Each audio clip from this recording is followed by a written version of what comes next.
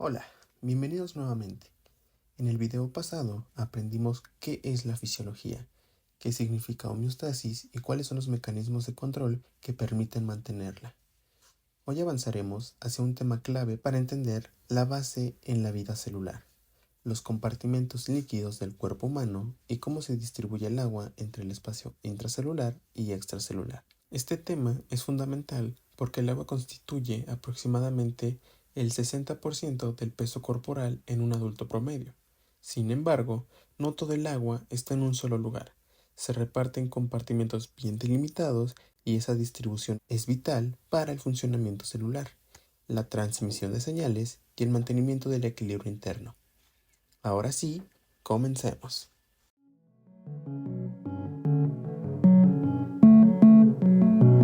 Empecemos con la composición general de agua en el cuerpo. El contenido de agua en el cuerpo varía con la edad, el sexo y la cantidad de tejido adiposo. En un adulto joven varón, el agua representa alrededor del 60% del peso corporal. En las mujeres suele ser un poco menor, alrededor del 50% a 55%, debido a que tienen mayor proporción de tejido adiposo que contiene menos agua. En los recién nacidos, el agua puede llegar a representar hasta un 70 a 75% del peso corporal, lo que los hace más vulnerables a pérdidas rápidas de líquidos. Ahora pasemos a ver los principales compartimentos de agua. El agua corporal total se divide en dos grandes compartimentos, el líquido intracelular y el líquido extracelular. El líquido intracelular representa aproximadamente 2/3 del agua total del cuerpo, es decir, del 40% del peso corporal. Es el líquido contenido dentro de las células.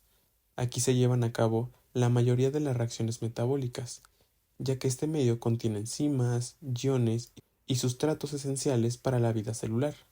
Ahora pasemos al líquido extracelular. Este corresponde a 1/3 del agua corporal total, es decir, alrededor del 20% del peso corporal. Está compuesto por varios subcompartimentos. El primero es el plasma, que constituye aproximadamente una cuarta parte del líquido extracelular. Es la porción líquida de la sangre y sirve como medio de transporte de nutrientes, hormonas y desechos. El líquido intersticial, que representa las 3/4 partes restantes del líquido extracelular, rodea directamente a las células, bañándolas y permitiendo el intercambio de sustancias.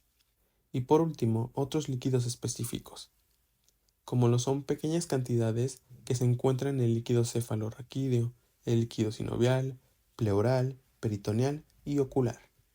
Ahora lo veremos con un ejemplo práctico de esta distribución.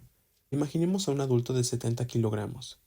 Su agua corporal total sería aproximadamente de 42 litros. De esos, 28 litros estarían dentro de las células. Hablamos del líquido intracelular. Los 14 litros restantes corresponden al líquido extracelular. De esos 14 litros, unos 3 litros representarían el plasma y aproximadamente 11 litros estarían en el espacio intersticial. Este simple cálculo ayuda a entender por qué la pérdida de líquido extracelular, como en la deshidratación, impacta tan rápido en la presión arterial y en la perfusión de los tejidos. Continuemos con las diferencias en la composición química. Aunque tanto el líquido intracelular como el extracelular son mayormente agua, su composición en iones y solutos es muy diferente. El líquido intracelular es rico en potasio, magnesio y proteínas cargadas negativamente, y el líquido extracelular tiene altas concentraciones de sodio, cloro, bicarbonato, entre otros. Estas diferencias generan gradientes electroquímicos que son esenciales para fenómenos como la excitabilidad de las membranas, la contracción muscular, la transmisión nerviosa y el transporte de nutrientes. A continuación veremos ese mantenimiento de la distribución. La distribución del agua entre los compartimentos no es aleatoria. Está regulada principalmente por dos procesos. El primero es la osmosis, que es el movimiento del agua a través de membranas semipermeables en respuesta a diferencias en la concentración de solutos. Si aumenta la concentración de solutos en el espacio extracelular, el agua tiende a salir de la célula, provocando que ésta se encoja. Si el medio extracelular se diluye, el agua entra a la célula y puede causar que se hinche. Y en segundo, tenemos el equilibrio de las fuerzas de Starling en los capilares. Estas fuerzas regulan el intercambio entre plasma y líquido intersticial mediante la presión hidrostática y la presión oncótica. La presión hidrostática empuja el agua hacia afuera de los capilares. En cambio, la presión oncótica, que es generada por proteínas plasmáticas como la albúmina, atrae el agua hacia el interior de los capilares. El balance entre estos mecanismos asegura que el volumen de cada compartimento se mantenga estable.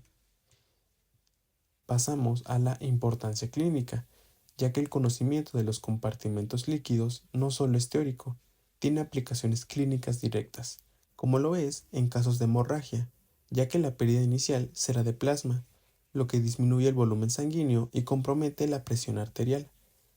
También en deshidrataciones severas, ya que se pierde agua tanto en el espacio extracelular como intracelular y este va a afectar la función celular. Otro ejemplo sería el edema, ya que hay un exceso de líquido que se acumula en el espacio intersticial debido a alteraciones en las fuerzas Starling. Y por último, en la administración de soluciones intravenosas. El médico debe saber si una solución impactará más en el espacio intracelular o al extracelular, dependiendo de su osmolaridad. En resumen, hoy revisamos que el agua corporal equivale aproximadamente al 60% del peso en un adulto y que se distribuye en dos grandes compartimentos, 2/3 en el líquido intracelular y 1/3 en el líquido extracelular, que a su vez se divide en plasma, líquido intersticial y pequeñas fracciones en otros fluidos. También vimos que cada compartimento tiene una composición iónica distinta. El intracelular es rico en potasio y proteínas, mientras que el extracelular contiene sobre todo sodio, cloro y bicarbonato. Aprendimos que esta distribución se mantiene gracias a la osmosis y a las fuerzas Starling en los capilares. Y finalmente, comprendimos la importancia clínica de estos conceptos, desde la deshidratación y las hemorragias hasta el edema y la elección de soluciones intravenosas en medicina. En el siguiente video hablaremos de un aspecto complementario, la composición de líquidos y cómo su equilibrio ácido-base y electrolítico es indispensable para la vida celular. Gracias por acompañarme y nos vemos en la próxima sesión.